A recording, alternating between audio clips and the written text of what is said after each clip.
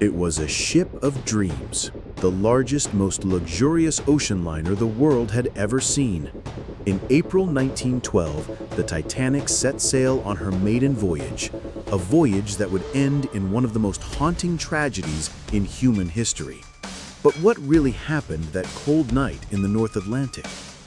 Let's uncover the full story behind the Titanic. Origins and construction. At the dawn of the 20th century, a race was on between rival shipping companies. White Star Line, eager to outshine the Cunard Line, launched a bold vision. Not the fastest ships, but the grandest. Led by J. Bruce Ismay and built by Harland and Wolff in Belfast, Titanic would be the crown jewel. Her construction began in 1909. She was a marvel of engineering, 11 stories high, 882 feet long, and filled with unheard-of luxuries. There were Turkish baths, a squash court, electric elevators, even a swimming pool. Her designers boasted she was unsinkable, thanks to her 16 watertight compartments. But in truth, it was a dangerous myth. The Maiden Voyage. April 10, 1912. Titanic set sail from Southampton. She stopped briefly in Cherbourg, France, then Queenstown, Ireland, before heading across the Atlantic.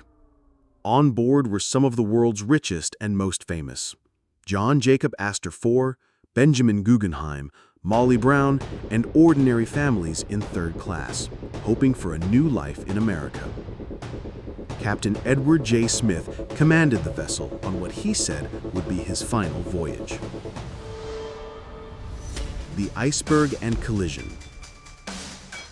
Warnings had come in, icebergs ahead, but many went ignored.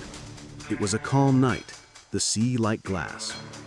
At 11:40 p.m. on April 14th, lookouts spotted an iceberg too late. The Titanic struck it on her starboard side. The impact buckled her hull, flooding 5 of her compartments, more than she could survive. Sinking and chaos. Panic set in.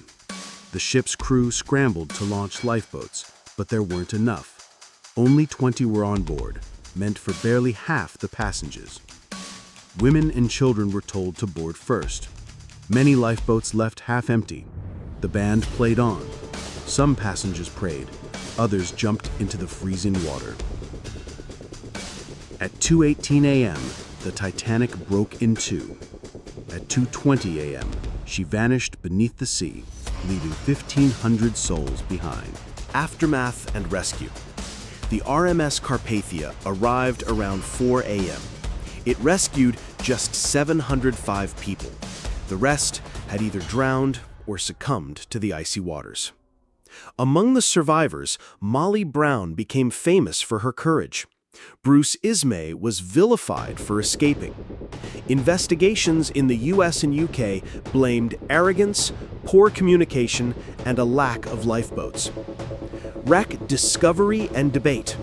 The Titanic's wreck lay undiscovered until 1985, when Robert Ballard found her at the bottom of the Atlantic, nearly 12,500 feet down. The ship had split in two. Rusticles were eating her hull. Controversy followed. Should the wreck be left untouched or studied? Was it a grave or a museum? Legacy and pop culture. Titanic lives on, in laws that require lifeboats for all, in ship safety reforms, and in our imagination. James Cameron's 1997 film reignited interest worldwide. More recently, in 2023, tragedy struck again when the Titan submersible was lost while visiting the wreck.